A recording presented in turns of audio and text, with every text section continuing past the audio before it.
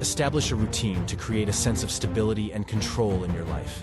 Practice deep breathing exercises to manage stress and anxiety.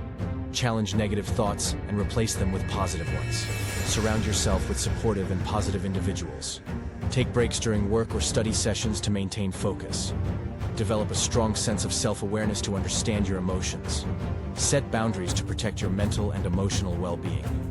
Engage in regular physical activity to boost mood and reduce stress.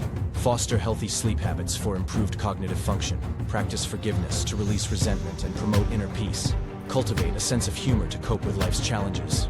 Express gratitude towards others to strengthen social bonds. Learn to say no when necessary to avoid burnout and overwhelm. Challenge perfectionism by embracing imperfections and mistakes. Foster a sense of curiosity and openness to new experiences. Use positive visualization techniques to achieve your goals. Develop effective time management skills to reduce stress. Seek professional help when needed to address mental health concerns. Nurture hobbies and interests to enhance overall life satisfaction. Practice assertiveness in communication to express your needs confidently.